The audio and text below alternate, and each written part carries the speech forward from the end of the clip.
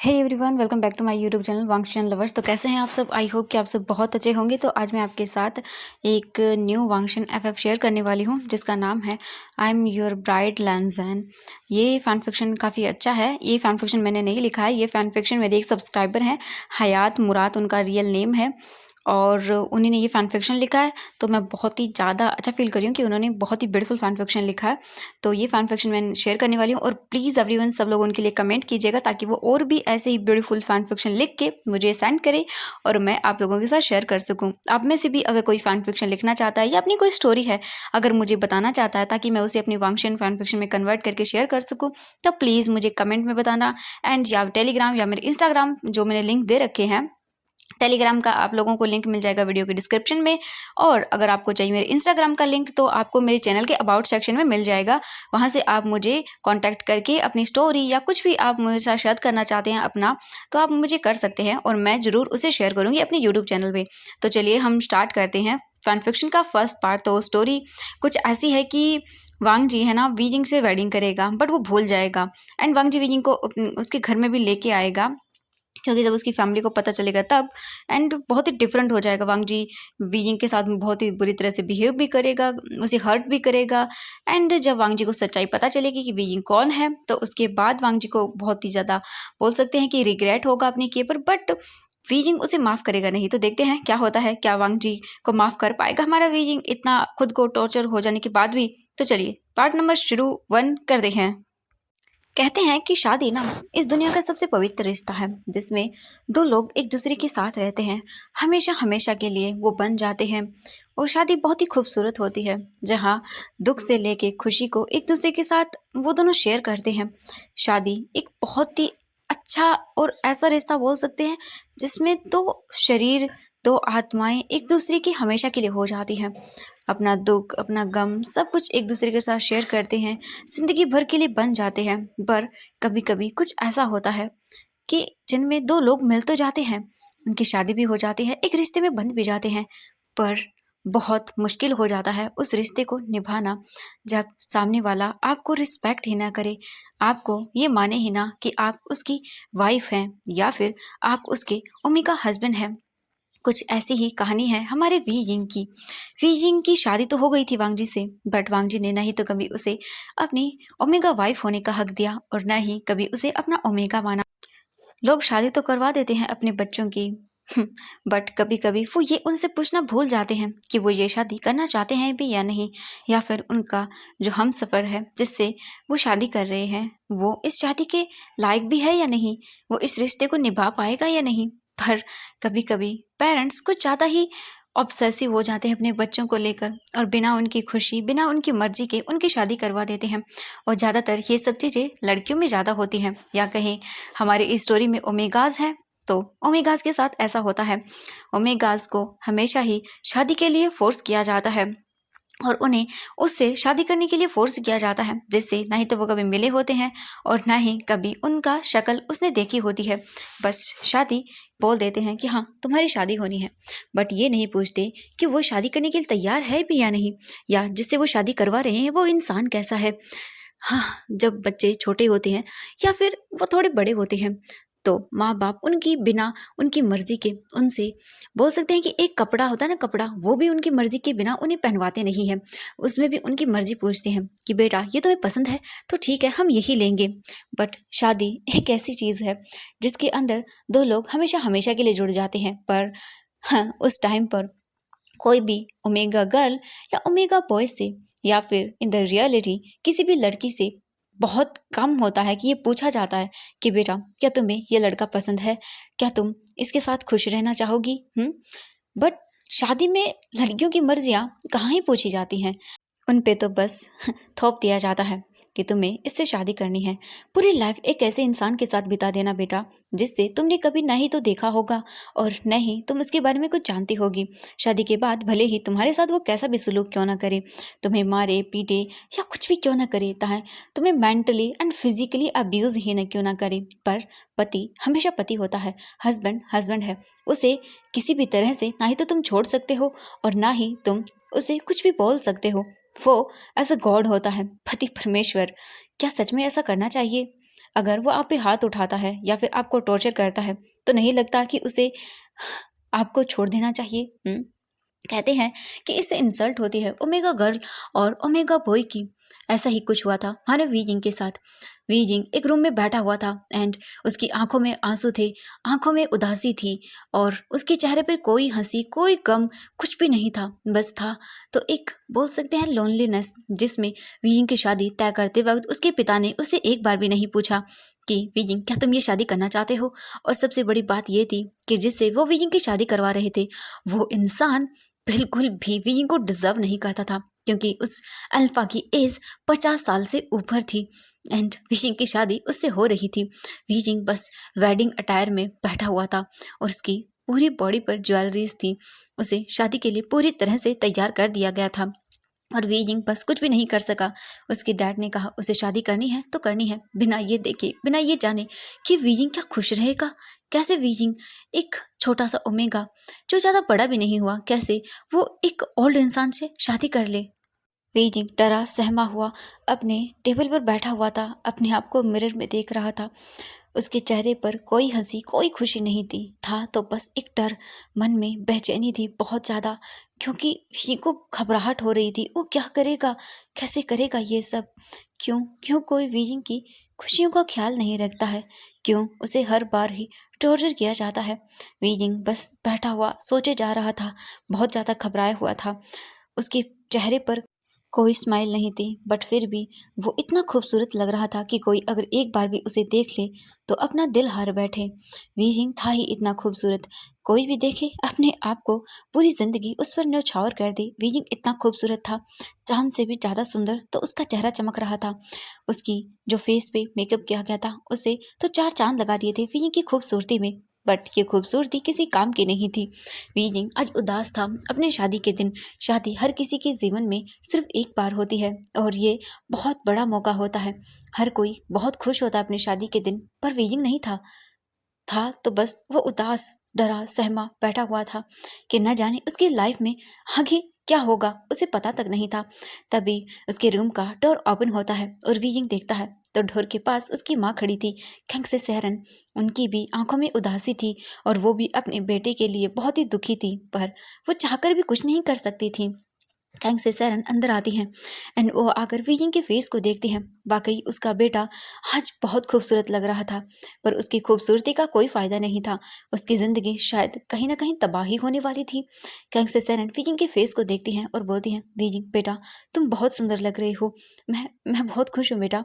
And वो wheezing के आंसुओं को साफ करती है और बोलती है, बेटा ये रोने का वक्त नहीं है, ये तुम्हारी आंखों में खुशी के आंसू होने चाहिए। तुम्हारे तुम्हारे पिता वो तुम्हारा हाथ किसी भी ऐसे इंसान के हाथ में नहीं देंगे। तुम्हारे पिता ने जिससे तुम्हारी शादी की है वो वाकई बहुत अच्छा होगा बेटा। तुम्हारे डैड बहुत ही प्यार करते हैं ना तुमसे, वो ऐसे ही तुम्हारी शादी तो किसी से नहीं करवा देंगे ना। अपने डैड पर भरोसा रखो वीजिंग। वीजिंग अपनी माँ को देखता है और वो अपने मन में सोचता है, भरोसा करे, कैसे करे वो भरोसा जिससे वीजिंग की शादी होने वाली है। उसे जियांग फेंगमैन के अलावा किसी और ने देखा तक नहीं है। वीजिंग डरा सहमा अपनी माँ को देख रहा था। मैडम यू जल्दी से वीजिंग को गले लगा लेती हैं अपने और बोलती हैं, वीजिंग बेटा बेटा शांत हो जाओ, सब कुछ ठीक होगा, कुछ कुछ भी गलत नहीं होगा। क्योंकि वो खुद भी डरी हुई थी, वो क्या बोले अपने बच्चे को उन्हें खुद समझ नहीं आ रहा था, क्योंकि अपने हस्बैंड जियांग फेंगमैन के आगे वो कुछ भी नहीं बोल सकती थी, उनमें इतनी हिम्मत थी ही नहीं। और जियांग फेंगमैन बहुत ही ज़्यादा क्रूर किस्म के इंसान हैं। वो अपनी मर्जी के आगे किसी की भी हंसी खुशी नहीं देखते हैं। उन्हें जो करना है उन्हें वो करना है, चाहे इसके लिए उसके बच्चों की जिंदगी तबाह ही क्यों ना हो जाए। उन्हें कोई मतलब नहीं है, उन्हें अपने नाम, अपनी रेपुटेशन, अपने बिजनेस से फर्क पड़ता है और किसी से नहीं फर्क पड़ता। मैडम यू बोलती है, वीजिंग वीजिंग बेटा सब ठीक हो जाएगा, ऐसा ऐसा मत करो तुम। एंड वो वीजिंग को देखती हैं और उसके फेस से सभी आंसुओं को साफ कर देती हैं। वीजिंग बस अपनी माँ को देख रहा था और चुपचाप करके बैठा हुआ था, कुछ भी नहीं बोल रहा था। तभी डोर ओपन होता है और जियांग फेंगम्यान रूम के अंदर आते हैं। जियांग फेंगम्यान एक डेविलिश ऑरे के साथ अंदर आ रहे थे। अगर कोई भी उन्हें देखे तो खौफ खा जाए, क्योंकि वो लगी इतने डेविल रहे थे। उनके चारों तरफ का ऑरा ही इतना डार्क था कि सच में कोई भी डर सकता है उनकी आंखों को देखकर। उनकी आंखों के अंदर कोई रहमदिली नहीं थी था तो बस एक हार्टलेस पर्सन इंसान का चेहरा उनकी आंखों में दिख रहा था। कोई भी देखकर बता सकता है कि ये इंसान अपनी लाइफ में इतने ज़्यादा क्राइम कर चुका होगा कि क्या ही बोले। फिर वो धीरे धीरे करके अंदर आते हैं और देखते हैं मैडम वी को, और उसके साथ ही वो वी जिंग को भी देखते हैं। और फिर बोलते हैं, यहाँ पर खड़ी खड़ी मेरा मुंह क्या देख रही हो? हाँ, क्या यहीं पर सारा रोना धोना कर लोगी तुम? क्या तुम्हें दिखाई नहीं देता कि नीचे बारात आ चुकी है? वो सब लोग आ चुके हैं और तुम लोग हम यहाँ पर बैठकर ये सब तमाशा कर रहे हो? हाँ, वी जिंग को रेडी करके नीचे लेके आओ, वरना मुझसे बुरा कोई नहीं होगा। एंड ये आवाज़ सुनते ही खैंग से सैरन पूरी तरह से सहम जाती है, क्योंकि उनकी आवाज़ किसी को भी एकदम से डराने के लिए काफ़ी थी। मैडम वी बस देख रही थी जियांग फेंगमियान को, और उनकी आंखों में भी डर साफ साफ दिख रहा था।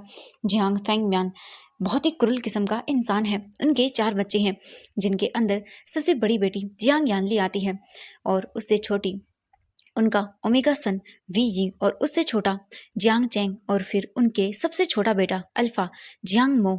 उनके 4 बच्चे हैं और चारों ही बहुत ही पोलाइट किस्म के हैं। बट जियांग फेंगमैन खुद ही एक ऐसा इंसान है जो कि काइंड नेचर का बिल्कुल भी नहीं है। हमेशा ही जियांग मैंशन के अंदर एक बेचैनी, एक खामोशी सी छाई रहती थी। किसी की हंसी खुशी की आवाज़ कभी जियांग मैंशन से कभी आई ही नहीं। हर वक्त एक डर, एक दर्द, जैसे कि मानो ये जियांग मैंशन अपनी दुख भरी दास्तान खुद ही सुना रहा हो। जियांग फेंगमैन गुस्से में देख रहे थे और वो बस चिल्लाते हुए बोलते हैं, मैंने जो कहा तुम दोनों को सुनाई नहीं दिया क्या? हाँ, ये क्या मातम छा के रखा है अपने फेस के ऊपर? दोनों के दोनों अभी की अभी अपने आप को ठीक करो और चुपचाप करके नीचे आ जाओ, वरना मुझसे बुरा कोई नहीं होगा। और अपना ये भद्दा सा चेहरा और अपने ये आंसुओं को अगर दोनों में से किसी ने बाहर निकाला तो देख लेना तुम लोग। एंड ये सुनते ही वो दोनों देखते हैं जियांग फेंगमैन को। जियांग फेंगमियान उन दोनों को देखकर गुस्सा कर रहे थे, बट दोनों में से कोई भी कुछ नहीं बोलता, क्योंकि उनकी पूरी फैमिली में सभी जियांग फेंगमियान से डरते हैं। जियांग फेंगमियान को ओमेगास अपने बेटे और बेटी बिल्कुल भी पसंद नहीं है, क्योंकि वो ओमेगास को सिर्फ इस समाज में एक धब्बे के अनुसार मानते हैं। उनके लिए ओमेगास बस यूज़ करने की चीज़ होती है। भले ही उनके 3 बेटे, एक बेटी और 2 बेटे ओमेगा सन हैं, बट उन्हें नफरत है सबसे ज़्यादा। और इस नफरत को और भी ज़्यादा बढ़ाने का काम जियांग यानली ने कर दिया था। ज़्यादातर जियांग यानली ही, जो जियांग फेंगमैन थे, उनके गुस्से का शिकार होती थी, क्योंकि जियांग यानली अपने डैड की मर्जी के खिलाफ जाकर अपनी मर्जी से शादी करना चाहती थी। बट जियांग फेंगमैन को ये बिल्कुल भी गवारा नहीं था कि यानली उनकी मर्जी के मुताबिक किसी अल्फा से शादी करे, और सबसे ज़्यादा गुस्सा भी जियांग यानली पर आता था। पर जियांग यानली ये सब सहने को और राजी नहीं थी, इसीलिए वो बिना किसी को बताए अपने घर से भाग गई थी। उसने घर से भागकर शादी कर ली थी, और इस चीज़ की वजह से अब जियांग फेंगमैन का गुस्सा अपने दोनों ओमेगा बच्चों पर बहुत ज़्यादा उतरने लगा था, और वो बस नफरत करते थे ओमेगा बेटों से अपने दोनों, क्योंकि जो काम यानली ने कर दिया था वो और भी ज़्यादा बड़ा था, जिससे उनकी नफरत और भी ज़्यादा बढ़ गई। इसीलिए वो वीजिंग की जो स्टडी थी उसे बीच में ही रुकवा देते हैं। वे यिंग अपने कॉलेज के फाइनल ईयर में था, बट वो एग्ज़ाम ही नहीं दे पाया, क्योंकि जियांग फेंगमैन ने उसे आगे स्टडी करने ही नहीं दी, क्योंकि उनके दिमाग में आ चुका था अगर इसने स्टडी की और वही किया जो जियांग यानले ने किया है तो उसकी तो पूरी तरह से समाज में नाक कट जाएगी, एंड वो ऐसा कैसे होने दे सकते थे। इसलिए उन्होंने वी जिंग की स्टडी रुकवा दी और वी जिंग को कहीं पर भी जाने के लिए अलाउ नहीं किया। वी जिंग बस घर पर ही रहने लगा था, और यानली जाने के बाद तो उनके ओमेगा बेटों की हालत पत्ते बत्तर कर दी गई जियांग फेंगमैन के द्वारा। और बस यही सिलसिला चलता रहा जियांग मैंशन के अंदर। अब हम दूसरी ओर देखते हैं 4 दोस्तों को, जो कि एक जगह बैठकर ड्रिंक कर रहे थे। उनमें से एक दोस्त स्माइल करते हुए और अपने चेहरे पर एक इविल स्माइल के साथ बोलता है, हाँ, लैन वांगजी, तुम्हें पता है मेरा नाम ना लैन वांगजी है, लैन कॉर्पोरेशन का सेकंड हायर, और मैं जो चाहे ना वो पा सकता हूँ अपने लाइफ में। Wait and watch my dear friends. And ये सुनने के बाद उसके 3 और फ्रेंड जो उसके पास बैठे हुए थे, और तीनों ही नशे में पूरी तरह से धुत थे। तभी वांग जी चिल्लाते हुए बोलता है, ऐसा कुछ नहीं है जो लैन वांग जी अपनी लाइफ में न पा सकी। वो वो ऐसा नहीं कर सकता है। मैं उससे प्यार करता हूँ वो सिर्फ मेरा है एंड वो मुझे छोड़कर किसी और से शादी बिल्कुल नहीं कर सकता है। तुम्हें तुम्हें पक्का कुछ गलतफहमी हुई होगी। वो मुझे नहीं भूल सकता। हाँ, नहीं भूल सकता। जैसे मैंने उसे याद रखा है वैसे ही वो भी मुझे हमेशा हमेशा के लिए याद रखेगा और मैं भी उसे किसी और का होने बिल्कुल भी नहीं दूंगा। ये सुनने के बाद जो उसके पास फ्रेंड्स थे वो देखते हैं वांग जी को शॉकिंग आई से और उनमें से एक बोलता है, लैंग वांग जी, ये बकवास करना बंद करो। वांग जी गुस्से में बोलता है, मैं बकवास नहीं कर रहा। एंड ये बोलकर वो अपनी वाइन की बोतल को सीधा वॉल से मार देता है और वो बोतल टूट के नीचे गिर जाती है और बोलती, नो नेवर, मैं लैन वांग जी किसी को भी अपने आप से दूर जाने नहीं दूंगा और उससे तो मैं प्यार करता हूँ ना, तो वो मुझे छोड़कर किसी और से शादी कैसे कर सकता है? बिल्कुल भी नहीं कर सकता वो मुझे छोड़कर किसी और से शादी, और ना ही मैं किसी और का उसे होने दूंगा। ये सुनने के बाद उनमें से एक फ्रेंड जिसका नाम वैन चाओ है वो बोलता है, लैंड वांग जी, मुझे लगता है कि तुम पागल हो गया है। चल एक काम करता हूँ, तुझे मैं मेंटल हॉस्पिटल में भेज देता हूँ। हाँ, अपनी ये साइकोगिरी कम से कम थोड़ी तो कम करेगा। वांग जी देखता है वैन चाओ को और बोलता है, वैन चाओ, मेरी लिमिट को क्रॉस मत करो। तभी एक और फ्रेंड जो वहीं पर बैठा हुआ था जिसका नाम सॉन्ग लैन है वो बोलता है, वांग जी, देखो ये पागलपन की हरकतें मत करो, मेरी बात ध्यान से सुनो and listen to me carefully, क्योंकि अब जिस ओमेगा की तुम बात कर रहे हो अब वो शादी कर चुका होगा और उसकी एक मैरिड लाइफ होगी वांग जी, वो शादीशुदा है। तो ये पागलपंती की हरकतें वांग जी करना बंद कर दो। वांग जी देखता और बोलता, सॉन्ग लैन, अपनी मुंह बंद रखो। अगर तुमने एक और बार कुछ बोला ना तो मुझसे बुरा कोई नहीं होगा। वो सिर्फ मेरा है। नहीं, वो ना मेरे अलावा किसी और से शादी करने के बारे में सोच भी नहीं सकता है। नहीं, बिल्कुल नहीं, मैं उससे प्यार करता हूँ और नहीं मैं ना उसे किसी का होने दूंगा, बिल्कुल भी नहीं। मैं उसे नहीं होने दे सकता किसी और का। वो सिर्फ मेरा है, मेरा प्यार है वो। अगर किसी ने उसे अपना बनाने की कोशिश की ना तो उसे ना मैं, हाँ, उसे उसे मार डालूंगा। हाँ, और मैं उसे किसी और का होने नहीं दूंगा। एंड ये बोलकर वो दिखता है, सोंगलैन बोलता है, वांग जी, ये अपनी बकवास हरकतें करना बंद करो। तभी वहां पर उनका बैठा हुआ एक और फ्रेंड जिसका नाम नी हो सेंग है वो बोलता है, वांग जी, इसने बिल्कुल सही कहा। अब वो शादीशुदा होगा, मैरिड होगा, तो तुम उसके बारे में ये सब क्यों बोल रहे हो? हाँ, उसके बारे में सोचना बंद कर दो। वांग जी बोलता, बिल्कुल नहीं, बिल्कुल भी नहीं। मुझे जो चीज़ चाहिए वो मुझे चाहिए और वो सिर्फ मेरा है। उसका किसी और के साथ देखना मेरे लिए बिल्कुल भी गवारा नहीं है और न ही मैं उसे किसी और का होने दे सकता हूँ। सॉन्गलैन एंड वो तीनों वांग जी को समझाने की कोशिश करते हैं बट वांग जी उनमें से किसी की बात को सुनने लायक ही नहीं था, क्योंकि वांग जी के सर पर भूत सवार हो चुका था उस ओमेगा का, जो कि उसके लिए इस दुनिया में सबसे प्रेशियस था और वो अपने ओमेगा को किसी को भी देना नहीं चाहता था और बस अपनी इसी पागलपंती में आज वो ये सब कर रहा था। वांग जी पूरी तरह से नशे में था, उसकी किसी भी चीज़ का कोई होश हवास नहीं था, वो बस नशे में बकवास बातें करता जा रहा था। तभी वैन चाओ बोलता कि वांग जी, ये सब अपनी मजनूगिरी ना कहीं और जाके कर देख। हाँ, ऐसा कुछ नहीं होता है। अगर तुम्हें इतना ही, हाँ, डेविल या फिर इतना ही ज़्यादा बोल सकते हैं कि अपनी टफनेस और ये सब दिखाने का शौक है ना, तो जो मैं बोलता हूँ वो करके दिखा। वांग जी दिखता और बोलता है, क्या बकवास कर रहा है वैन चाओ?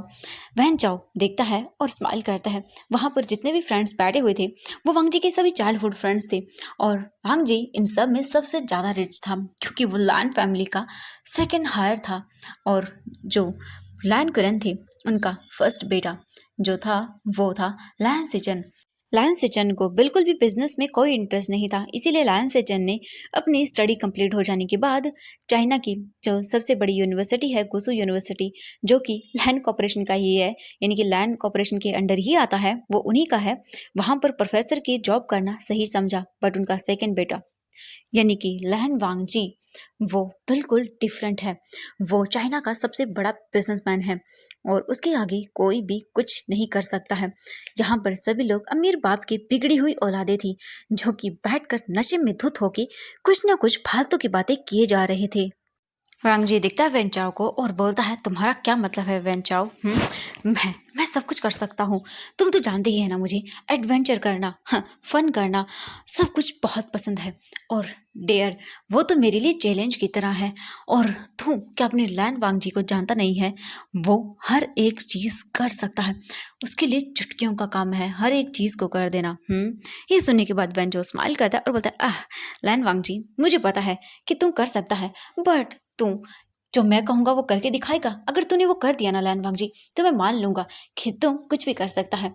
ये सुनने के बाद सोंग लैन बोलता है, क्या मतलब है तुम्हारा वैन चाओ? तुम क्या करवाना चाहता है आखिरकार वांग जी से? वांग जी जो है वो देखता है और बोलता है, हाँ, लगता है तुम लोगों ने मेरी काबिलियत को कुछ अलग ही वे में ले लिया। लगता है तुम्हें पता नहीं है कि मैं सब कुछ कर सकता हूँ। हर एक चीज, हर एक चीज लैन वांग जी कर सकता है, उसके लिए चुटकियों का काम है। ये सुनने के बाद वैन चाओ बोलता है कि ठीक है वांग जी, मैं मान लूंगा तुम सब कुछ कर सकता है। अगर मैंने जो कहा अगर तुमने वो कर दिया तो मैं मान लूंगा। क्या बोलता है, करेगा वो? वांग जी देखता है और बोलता है, हाँ, मेरे लिए कोई भी काम मुश्किल नहीं है, बता क्या करना है। एंड ये सुनने के बाद वैन चाओ स्माइल देता है एक क्रीपी वाली और देखता है और बोलता है, मैं तुम्हें मान जाऊंगा अगर लैन वांग जी तुमने इधर उधर वो देखता है और फिर वो स्माइल के साथ बोलता है, इस घर को देखो वो लोग। एंड ये बोलने के बाद वो देखता है एक घर की ओर। फिर उसके जो फ्रेंड्स थे वांग जी, निहोसैंग और सोंगलैन, वो तीनों ही देखते हैं और बोलते हैं, हाँ क्या हुआ? सोंगलैन जो है वो बोलता है, इसमें क्या है? ये क्या मतलब है तुम्हारा? ये सुनने के बाद जो वैन चाओ था वो स्माइल करता है और बोलता, मतलब अभी बताता हूँ मैं तुम्हें। तुम्हें ये घर दिख रहा होगा ना, इसके अंदर कितनी लाइट्स हैं, कितनी डेकोरेशन है। इसकी डेकोरेशन को देख कर ही पता चल सकता है कि यहाँ पर किसी ओमेगा की शादी होने वाली है। वो ओमेगा गर्ल है या वो है हमें नहीं पता, बट हमारा आज एडवेंचरर बॉय ऐसा एडवेंचर करेगा जो हम में से किसी ने नहीं किया होगा। एंड ये सुनने के बाद वो तीनों ही शॉकिंग आई से देखते हैं और बोलते हैं, क्या करवाना चाहता है वैन चाओ तू? वैन चाओ स्माइल करता है और बोलता है कि मैं कुछ ऐसा करवाना चाहता हूँ जो वांग जी कभी नहीं कर पाएगा। ये सुनने के बाद वो तीनों ही देखते हैं। वांग जी बोलता है, हाँ, मेरे लिए कुछ भी इम्पॉसिबल नहीं है, बता बता मुझे क्या करना है। हाँ, मैं सब कुछ कर सकता हूँ। ये सुनने के बाद वैन चाओ स्माइल करता है और बोलता है, हाँ बिल्कुल, देखते हैं वांग जी तू कर भी पाता है या नहीं। सोंगलन बोलता है, तेरा दिमाग खराब हो गया लगता है वैन चाओ, ये एक वेडिंग का घर है। तुम्हें दिखाई भी दे रहा है, और वो देख, लोगों को देखकर लग रहा है कि यहाँ पर बारात भी आ चुकी है। और तुम्हें क्या लगता है? एक बार वांग जी की हालत देख, वो पूरी तरह से नशे में धुत है, उसे खुद को नहीं पता कि वो क्या बोल रहा है। और अगर वांग जी इस हालत में वहां पर गया और वहां पर जाने के बाद कुछ भी उसने ऐसा बोल दिया तो कुछ सीन क्रिएट हो जाएगा। वैन चाओ तो होश में तो है ना? वैन चाओ स्माइल करता है और बोलता है, यही तो मेरा पॉइंट है सोंगलैन, यही तो मैं बोल रहा हूँ। वांग जी को जाके आज इस वेडिंग में कुछ ऐसा करना होगा जिससे जिससे कि सभी लोग सरप्राइज हो जाएं, और आज तक हमने भी कुछ ऐसा नहीं किया हो। तो वांग जी क्या तो करेगा वहां पे जाके कुछ ऐसा जो कि एकदम डिफरेंट हो? वांग जी देखता और बोलता है, हाँ हाँ बिल्कुल, मैं कर सकता हूँ, कुछ भी ऐसा नहीं है। तभी सोंगलैन बोलता है, वांग जी ऐसा कुछ भी नहीं करेगा, वो ड्रंक है और ये शादी का घर है। अगर कुछ भी वांग जी ने जाके वहां पर बोला और सीन क्रिएट हुआ तो वांग जी पक्का पिट के बाहर आएगा। और उसकी हालत देख, वो ठीक से खड़ा तक नहीं हो पा रहा है। ये सुनने के बाद वैन चाओ स्माइल करता है और बोलता है, यही तो मजा है एडवेंचर करने का। आज हमारे एडवेंचर बॉय देखते हैं ये कर पाता है या नहीं। वांग जी जो है वो देखता है और उसे गुस्सा आता है, क्योंकि इस वक्त उसके लिए चैलेंज था ये, हाँ, कुछ न्यू करना। और वांग जी हर एक चीज को अपने लिए एकदम बोल सकते हैं चैलेंज के लिए ले ले रहा था। और इसी फायदा जो वैन चाओ था उसने बहुत ही अच्छे से उठाया था। सोंगलैन बोलता, वांग जी तू ऐसा नहीं करेगा। बट इससे पहले कि कुछ और कोई बोल पाता या वांग जी को वो लोग समझा पाते, वांग जी उठ चुका था और अपने लड़खड़ाते हुए कदमों से आगे बढ़ते हुए बोलता है, just wait and watch guys, तुम्हारा लैंड वांग जी ना कुछ ऐसा करके आएगा जिससे सभी लोग सरप्राइज रह जाएंगे। देखना तुम लोग, अब मैं क्या करके आता हूँ वहां पे। ये सुनने के बाद वो लोग वांग जी को रोकने की कोशिश करते हैं, बट वांग जी आगे बढ़ चुका था घर के अंदर, जो कि आगे ही एक घर था, काफी बड़ा मैंशन था, जो कि कोई और नहीं, जियांग मैंशन था। जियांग मैंशन के अंदर सभी लोग बिजी थे क्योंकि थोड़ी ही देर में यहाँ पर शादी होने वाली थी। एंड वांग जी अपनी ड्रंक हालत में, एकदम नशे की हालत में धुत होकर मैंशन की ओर जा चुका था। हम वीजिंग को देखते हैं इसी मैंशन के अंदर अपने कमरे में वीजिंग बैठा हुआ था, डरा हुआ, सहमा हुआ कि न जाने आगे क्या होगा। उसी रूम, उसी घर के जियांग मैंशन के, और वहीं दूसरी तरफ जियांग मैंशन के एक कमरे में एक लेडीज चिल्लाते हुए बोलती है, आप ऐसा कैसे कर सकते हैं अपने बच्चे के साथ? ये सुनने के बाद जियांग फेंगम्यान, हाँ वो जियांग फेंगम्यान था, और उनके सामने खड़ी हुई लेडी जो थी वो कैंग्स सैरन थी। वो चिल्लाते हुए बोलती हैं, वो आपका बेटा है, आप उसके साथ ऐसा कैसे कर सकते हैं? आप उसकी शादी एक एक 50 साल के आदमी से करवा रहे हैं? हाँ, आपको पता भी है आप क्या कर रहे हैं? ये सुनने के बाद जियांग फेंगबियान स्माइल करते हैं और बोलते हैं, क्या कर रहा हूँ? अपने बेटे की शादी तो करवा रहा हूँ। ये सुनने के बाद वो बोलती है, हाँ, वो लड़का नहीं है, वो एक आदमी है, वो भी 50 साल का। तुम कैसे बाप हो? ये सुनने के बाद जियांग फेंगबियान बोलते हैं, डोंट डेयर यू। समझ आया ना तुम्हें? हाँ, तुम्हें तो मेरा शुक्रगुजार होना चाहिए और मेरा बिल्कुल नहीं। वो बेटा मेरा नहीं है, तुम्हारी ओमेगा बेटा और बेटी से मेरा कोई मतलब नहीं है। मेरा बस एक सन है, वो है जियांगमो। उसके अलावा इन बच्चों का मुझसे कोई लेना देना नहीं है। अरे शुक्र करो शुक्र, जो कि मैंने तुमसे शादी की थी और तुम्हारे इन बच्चों की शादी करवा रहा हूँ। वरना अगर मेरी जगह कोई और होता तो धक्के दे के निकाल देता इन्हें। हाँ, और शुक्र मनाओ तुम अपने दामाद का, जो इससे शादी कर रहा है तुम्हारे बेटे वीजिंग से। वरना हाँ, तुम्हें क्या लगता है कोई अमीर बाप का बेटा तुम्हारे इस नालायक बेटे से, ओमी का बेटे से कोई शादी करता? बिल्कुल नहीं। अरे तो तुम्हें तो शुक्र मनाना चाहिए उस इंसान का जो कि वो इससे शादी कर रहा है। मैडम ये बोलती है, आप मेरे मेरे बच्चे बीवी की शादी इस 50 साल के आदमी से करवा रहे हैं? प्लीज़ प्लीज़ ऐसा मत करिए। वो कैसे रहेगा इस इंसान के साथ? हाँ, वो अभी बहुत यंग है और उसकी शादी ऐसे इंसान से। अरे अरे, आप कैसे बाप हैं? क्यों अपने बेटे की लाइफ तबाह कर रहे हैं? प्लीज़ प्लीज़ ऐसा मत करिए। बट इससे पहले कि मैडम यू कुछ और जियांग फेंगमैन के सामने अपनी जबान को खोल पाती, एक तेज थप्पड़ मैडम जो वी थी उनके चेहरे पर लग चुका था। एंड वो देखती हैं और बोलती हैं, क्या? जियांग फेंगमैन बोलते हैं गुस्से में, इनफ, बहुत हो गया। अगर इसके बाद तुमने एक और शब्द बोला तो तुम्हारा वो हाल करूँगा जो तुमने सोचा नहीं होगा। जो मैंने कहा है चुपचाप वही करो। मैडम जो वी थी, जो कैंग्स सैरन थी, वो कुछ भी नहीं बोल पाती। उन्होंने अपना एक हाथ अपने चेहरे पर रख लिया था क्योंकि जियांग फेंगमैन ने उन्हें बहुत तेज थप्पड़ मारा था। और बस वो चुपचाप आंखों में आंसू लिए जियांग फेंगमैन को देख रही थी और सोच रही थी, क्यों क्यों उसके बच्चों के साथ ये सब हो रहा है? क्यों क्यों उसके बच्चों को कभी एक पिता का प्यार नहीं मिला? क्या गलती थी उनकी? क्या गलती थी? हाँ, माना कि वो जियांग फेंगमैन के अपने बेटे नहीं थे, बट बच्चे तो थे ना, रिश्ता तो था ना एक पिता का। तो कैसे? मैडम ब्यू देखे जा रही थी जियांग फेंगमैन को और उनके मन में हजारों सवाल थे। जैसे ही उन्होंने देखा था वीजिंग किससे शादी कर रहा है, और ये देखने के बाद वो सहम गई थी क्योंकि जिससे वो वीजिंग की शादी करवा रहे थे वो 50 साल का एक आदमी था, बुढ़ा। उससे मैडम यू नहीं देख पाई ये, क्योंकि वीजिंग कैसे रहेगा इस इंसान के साथ?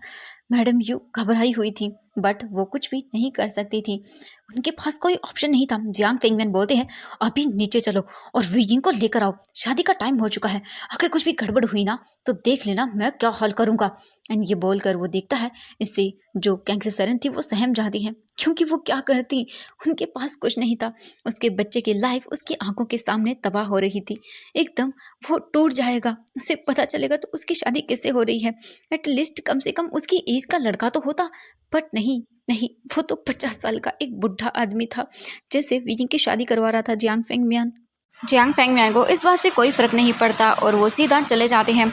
अब हम थोड़ी देर के बाद का सीन देखते हैं। वीजिंग खड़ा हुआ था अपने होने वाले हस्बैंड के सामने और वीजिंग चुपचाप करके था, कोई कुछ नहीं कर रहा था। मैडम जो वी थी बस वो अपने आंखों में आंसू लिए हुए अपने बेटे को देख रही थी और जियांग फेंगमैन तो बस चुपचाप करके खड़ा हुआ था। उसे कोई लेना देना ही नहीं था किसी से भी, वीजिंग की शादी हो, किसी से भी कोई भी कुछ क्यों ना करे, बट वीजिंग जैसे उन लोगों के लिए कुछ था ही नहीं। वीजिंग बस चुपचाप करके खड़ा हुआ था अपने सर को नीचे किए हुए। वेडिंग जो है वो पूरा वेडिंग अटायर में था, उसकी पूरी तरह से सर पे वेल वगैरह लगा हुआ था एंड वो बहुत ब्यूटीफुल था दिखने में। बट फिलहाल के लिए उसकी ये खूबसूरती किसी काम की नहीं थी। वीजिंग बस चुपचाप खड़ा हुआ था, डर में लिए हुए, अपने आप को सहमा हुआ, बस चुपचाप सर को नीचे किए हुए खड़ा हुआ था। तभी हम देखते हैं एक तेज़ आवाज़ को जो कि वहाँ पर गूंज जाती है। ऑलमोस्ट सभी गेस्ट वहाँ पर खड़े हुए थे। वीजिंग का हस्बैंड जो होने वाला था वो वीजिंग के सामने था एंड वहाँ पर अभी मैरिज रिचुअल स्टार्ट होने ही वाला था। तभी एक तेज़ आवाज़ गूंजती है और बोलते नहीं। एंड ये सुनने के बाद जियांग फेंगमैन जो है वो देखते हैं और बोलते हैं ये सब क्या है। तभी हम देखते हैं द ग्रेट लन वांगजी को जो कि लड़खड़ाते हुए कदमों से आगे बढ़ रहा था और बोल रहा था, हाँ ओ माय गॉड, तुम शादी कैसे कर सकते हो? हाँ, ये शादी नहीं हो सकती, ये शादी बिल्कुल नहीं हो सकती क्योंकि मैं यहाँ पे हूँ, तो ये शादी कैसे हो सकती है? हाँ बताओ मुझे। कॉल करके वांग जी जो है वो देखने लगता है। हम देखते हैं वहाँ पर वी यिंग को, जो कि चुपचाप खड़ा हुआ था, उसे कुछ भी समझ नहीं आ रहा था। वी यिंग के फेस पर वेल था जिस वजह से वो कुछ भी देख नहीं पा रहा था, बट उसे सुनाई ज़रूर दे रहा था। वी यिंग को खुद को नहीं समझ आ रहा था। तभी जियांग फेंगमियान आगे आते हैं और वांग जी के सामने आकर खड़े हो जाते हैं और बोलते हैं, तुम कौन हो और यहाँ पर तमाशा करना बंद करो और चुपचाप करके निकल जाओ यहाँ से। ये सुनने के बाद वांग जी स्माइल करता है और बोलता, मैं कौन हूँ? ये तो आप अपने प्यारे बेटे से पूछिए। ये आप अपने ओमेगा बेटे से पूछिए। मैं यहाँ पर क्या कर रहा हूँ और मैं हूँ कौन? एंड ये सुनते ही वी जिंग की तो जैसे मानो सांसें ही अटक जाती है। वी जिंग तुरंत ही अपने फेस पर जो वेल लगा हुआ था उसे हटा देता है एंड वो देखने लगता है। वी जिंग देखता है एंड उसे नज़र आता है एक लड़का, एक अल्फ़ा बॉय, जो कि हॉल के बीचों बीच खड़ा हुआ था एंड वो मतलब ठीक नहीं लग रहा था। बट वी जिंग उसके फेस को देखता है, उसके घने काले बालों को देखता है। उसने ब्लैक कलर की टी शर्ट और ब्लू जीन्स पहनी हुई थी और उसका फेस ब्राइट था, उसकी आंखें नशीली थी एंड वो दिखने में एकदम हेवनली ब्यूटी लग रहा था। इतना हैंडसम अल्फ़ा वी जिंग ने आज तक अपने लाइफ में कभी नहीं देखा होगा। वी जिंग बस उसे देखता ही रह जाता है। तभी जियांग फेंगमियान जो है वो वी जिंग के फेस को देखते हैं। वी जिंग की आंखें जो है वो नम थी और बस वो देख रहा था।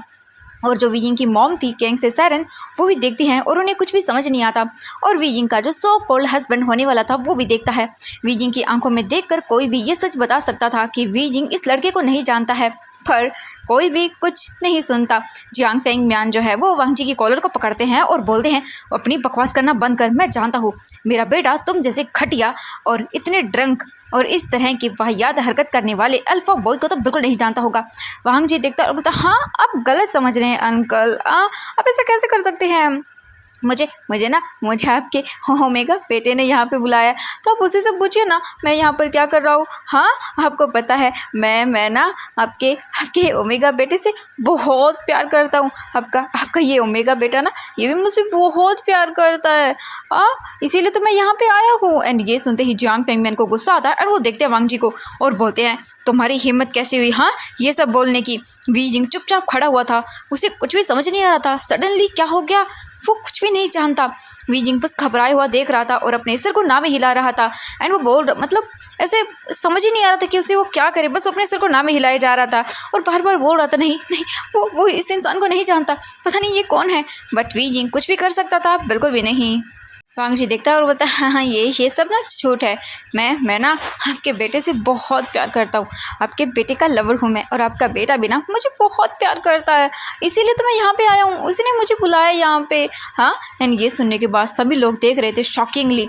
एंड वांग जी जो है वो देखता है जियांग फेंगमियान को और बोलता है, हाँ आपका बेटा मेरा लवर है, हाँ प्यार करता हूँ मैं उससे और वो भी मुझसे बहुत प्यार करता है। जियांग फेंगमियान को गुस्सा आता है एंड वो उसके कॉलर को पकड़ते हैं और बोलते हैं उसे हिलाते हुए, नहीं ऐसा कभी नहीं हो सकता, मेरा बेटा कभी भी ऐसा नहीं कर सकता है।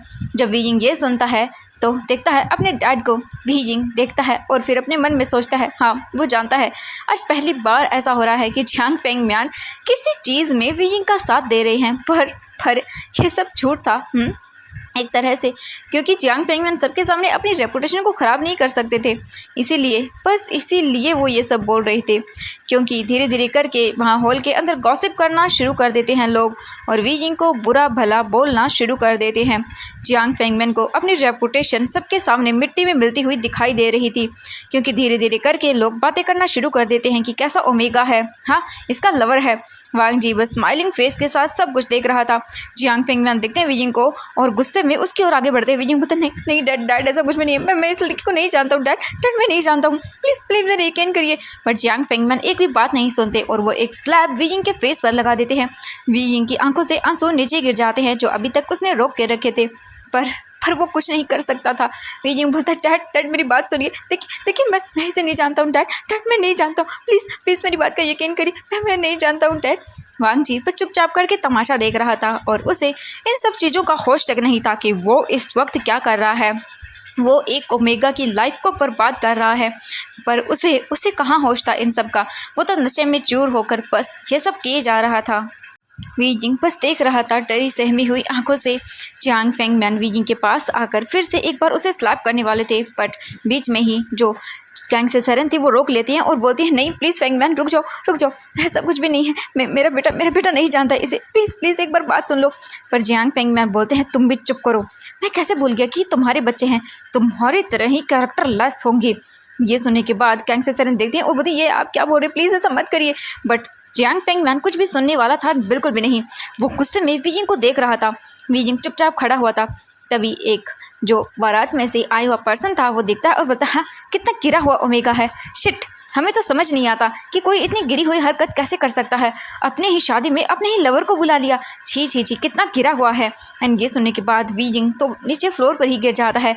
फिर उनमें से एक बोलता है कि बिल्कुल नहीं, हम हमारे भाई की शादी ऐसे कैरेक्टरलेस ओमेगा से तो बिल्कुल भी नहीं करवाएंगे, हाँ चलो। एंड ये बोल कर वो वहाँ से जाना शुरू कर देते हैं। सब कुछ ख़त्म हो गया और वो लोग वहाँ से चले जाते हैं। वीजिंग नीचे फ्लोर पर गिर चुका था और बस रोए जा रहा था। जियांग फैंगमैन देखते हैं और बोलते हैं वाओ, हाँ सच में ये तुम्हारा बेटा भी तुम्हारी उस बेटी की तरह निकला, वो तो भाग गई, हाँ पर बस इसने तो मेरी इज्जत को पूरी महफिल में ही उछाल दिया। वाह, हाँ कितना अच्छा हुआ ना, बहुत अच्छा हुआ, हाँ ठीक है। वीजिंग जल्दी से अपने डैड के पैरों में आ जाता है और अपने डैड के पैरों को पकड़ता है और बोलता नहीं डैड ऐसा कुछ भी नहीं है, मैं इस अल्फा को नहीं जानता, मैं इसे नहीं जानता, प्लीज़ डैड मेरी बात सुनिए, मैं नहीं जानता, प्लीज़ डैड मेरी बात सुन लीजिए, मैं इसे नहीं जानता हूँ, प्लीज़ सुन लीजिए। लेकिन जियांग फैंगमैन वीजिंग को दूर करते हैं और सबको देखते हैं और अपने हाथ को जोड़ते हुए बोलते हैं मुझे माफ़ करिएगा पर अब यहाँ पे कोई शादी नहीं होगी। एंड ये सुनने के बाद सभी लोग जो गेस्ट आए हुए थे वो भी धीरे धीरे करके वहाँ से चले जाते हैं। वीजिंग देखता रह जाता है सब कुछ। इसके बाद जियांग फैंगमैन देखते हैं वांगजी को जो कि वहाँ पर खड़ा हुआ था एंड उसके फेस पर एक टवल वाली स्माइल थी। जियांग फैंगमैन जाते हैं एंड वांगजी को लाकर वीजिंग के सामने खड़ा कर देते हैं। वांगजी लड़खड़ा जाता है पर वो खड़ा हो जाता है। इसके बाद वो वीजिंग को पकड़कर खड़ा करते हैं और फिर उन दोनों को प्रिस्ट के सामने लेकर आते हैं। प्रिस्ट को देखते हैं और बोलते हैं चलो जो हो गया सो हो गया, हाँ तुम्हारी उस ओमेगा बेटी ने तो मेरी इज्जत को सबके सामने तो नहीं उछाला, वो तो भाग गई, हाँ भाग गई अपने लवर के साथ, बट इसने तो सबके सामने उछाला है। अब देखो मैं क्या करता हूँ। वो दोनों को खड़ा करते प्रेस्ट के सामने, प्रेस्ट को देखते हैं और बोलते हैं अब इन दोनों की शादी करो। एंड जैसे ही वीजिंग ये सुनता है एकदम से सुन्न पड़ जाता है। वो देखता है अपने डैड को और बोलता है नहीं डैड, आप ऐसा नहीं कर सकते, आप ऐसा नहीं कर सकते, मैं इस अल्फा को नहीं जानता हूँ, प्लीज़ डैड मेरी बात सुन लीजिए। बट जियांग फैंगमैन गुस्से में देखते हैं और बोलते हैं मैंने कहा इन दोनों की शादी करवाओ। एंड ये बोलकर वो प्रिस्ट को देखते हैं। प्रिस्ट इससे डर जाता है और वो बोलता हाँ। एंड वो इसके बाद वो वेडिंग रिचुअल्स को कराना शुरू कर देता है। वीजिंग एकदम चुप हो जाता है, वो कुछ भी नहीं बोलता। वो अपने डैड को देखता है जो खामोशी से गुस्से भरी आंखों से खड़े हुए थे और चुपचाप करके सब चीज़ें कर रहे थे। फिर वीजिंग वांगजी को देखता है। वीजिंग अपनी आंखें बंद कर लेता है। इसके बाद अब उसके पास कोई शब्द नहीं थे कुछ भी कहने के लिए। उसके डैड पहले उसकी शादी एक 50 साल के बुढ़े से करवा रहे थे जो कि कम से कम जियांग फैंगमैन की उम्र का था, और अब उसकी शादी एक ऐसे इंसान से करवा रहे थे जो कि शराब में पूरी तरह से धुत है। उसे तो ये भी नहीं पता कि वो अभी क्या कर रहा है, क्या बोल रहा है, क्या नहीं। और ये सब चीज़ें वीजिंग अब इतना टूट चुका था कि उसके पास शब्द ही नहीं थे कुछ भी कहने के लिए। इसीलिए बस वो चुपचाप करके खड़ा रहता है और अपनी आंखों को बंद करता है। वीजिंग की आंखों के कॉर्नर से आंसू नीचे गिर जाते हैं। थोड़ी ही देर के बाद उनकी वेडिंग कंप्लीट हो जाती है। इसके बाद जियांग फैंगमैन तुरंत जो पेपर्स थे वेडिंग के वो लेते हैं और वांगजी और वीजिंग को साइन करने के लिए बोलते हैं। वांगजी से नशे में जो कहा करने के लिए वांगजी ने वो सब कर दिया। वो तो वेडिंग पेपर पर ठीक से साइन तक नहीं कर पा रहा था पर उसने कर दिया। वीजिंग को देखते हैं जियांग फैंगमैन और फिर वीजिंग भी चुपचाप साइन कर देता है क्योंकि अब वो थक चुका था इन सब चीज़ों से। वीजिंग चुपचाप साइन कर देता है। एंड ये सब देखने के बाद जियांग फैंगमैन वीजिंग और वांगजी को पकड़ते हैं। वीजिंग देख रहा था कि उसके डैड कितने डेस्परेटली वेट कर रहे हैं वीजिंग के साइन का, पर वीजिंग साइन कर चुका था। जियांग फैंगमैन उन दोनों को लेकर आते हैं डोर के पास और देखते हैं उन दोनों को और फिर बोलते हैं निकल जाओ मेरे घर से, आज के बाद तुम दोनों मेरे घर के सामने भी मुझे मत दिखना। ये सुनने के बाद वीजिंग देखता है और बोलता है डैड एक आखिरी बार मेरी बात सुन लीजिए। ये सुनने के बाद जियांग फैंगमैन देखते हैं और बोलते हैं बिल्कुल नहीं, मैंने जो सुनना था जो देखना था वो मैं देख चुका हूँ। आप किस लिए ये झूठे आंसू बहा रहे हो, क्या दिखाना चाहते हो तुम, हाँ क्या साबित करना चाहते हो। तुम्हें जो करना था जो साबित करना था वो तुम कर चुके हो। हाँ तुम्हारा वो डैड तो मर गया बट तुम तीनों को मेरे सर पर बांध के चला गया। हाँ मैं थक चुका हूँ इन सब चीज़ों से। तुम सब लोगों ने जैसे मेरी इज्जत को सरेआम उछालने का ठेका लेके रखा हो, है ना। एंड ये सुनने के बाद वीजिंग बोलते डैड ऐसा नहीं था, प्लीज़ मेरी बात का यकीन कर लीजिए। पर जियांग फेंगमैन को गुस्सा आता है, वो देखता है वांग जी को और बोलता है लेकर जाओ इसे यहाँ से, और आज के बाद मुझे तुम दोनों दिख मत जाना, हमसे तुम्हारा कोई रिश्ता नहीं है और निकल जाओ यहाँ से। ये बोलकर वो वांग जी और वीजिंग को घर के बाहर धक्का दे देता है और उसके बाद डोर को बंद कर देता है। वीजिंग बस देखता रह जाता है। उसके सामने ही उसके डैड ने उसके मुंह पे दरवाज़ा बंद कर दिया। वीजिंग देखता रह गया और ना ही तो कैंग से सेरन कुछ कर पाई और न ही वीजिंग का भाई जियांग चेंग कुछ कर पाया, क्योंकि वो सभी जियांग फेंगमैन से डरते थे। जियांग फेंगमैन बहुत बुरा है। कैंग से सेरन देखती है और वो कुछ नहीं कर पाती। पहले तो उनकी बेटी जियांग यानली, ओमी का बेटी, वो कहाँ चली गई उसके बारे में उन्हें कुछ भी नहीं पता चला। और अब वीजिंग ना ही तो वो वीजिंग को प्रोटेक्ट कर पाई और न ही अपनी बेटी जियांग यानली को। सब कुछ खत्म हो चुका था, सब मैस हो गया, कुछ भी नहीं बचा अब। एंड ये सब सोचकर मैडम जो वी थी वो बहुत ही ज़्यादा दुखी हो चुकी थी, वो टूट चुकी थी अंदर से। वीजिंग डोर के बाहर बैठकर बुरी तरह से रोता है और बोलता है प्लीज़ प्लीज़ प्लीज़ ऐसा मत करिए dad, dad please door open करिए। वो चिल्लाता रह जाता है पर कोई दरवाज़ा नहीं ओपन करता। वांग जी देखता है उसे और फिर उसके पास आता है और बोलता हाँ क्या कर रहे हो माई ओमेगा ब्राइड, हाँ तुम यहाँ पे क्यों बैठे हो, चलो हाँ हमें ना चलते हैं। ये बोलकर वो वीजिंग का हाथ पकड़ता है। वीजिंग देखता है वांग जी को और अब वो क्या कर सकता था। उसके पास वांग जी के साथ जाने के अलावा कोई और रास्ता नहीं था, क्योंकि जियांग फेंगमैन ने तो उसे बांध दिया था वांग जी के गले। और वांग जी वीजिंग को देखता है और बोलता चलो, एंड ये बोलकर वो वीजिंग को वहाँ से ले जाना शुरू कर देता है। वहीं वांग जी के वो तीनों दोस्त वेट कर रहे। थोड़ी ही देर में वांग जी वहाँ पर पहुँच जाता है एंड ये देखकर वो तीनों वांग जी को देखते हैं। तभी उनमें से एक की नज़र जाती है वांग जी के पीछे, जो किसी पर्सन को अपने साथ लेकर आ रहा था। वांग जी उन सब के सामने आकर खड़ा हो जाता है। सोंगलेन बोलता वांग जी तुम कहाँ चले गए थे, और ये कौन है। तभी जो वांग जी था वो देखता और बोलता गाइस तुम लोगों ने तो कहा था कि मैं कुछ ऐसा एडवेंचर करके आऊँ जो किसी ने नहीं किया हो, तो देखो मैंने कर दिया, मैंने इस ओमिका से शादी कर ली। एंड ये सुनने के बाद तीनों के दिनों शॉक एंड देख रहे थे बस वांग जी को। वांग जी जो है वो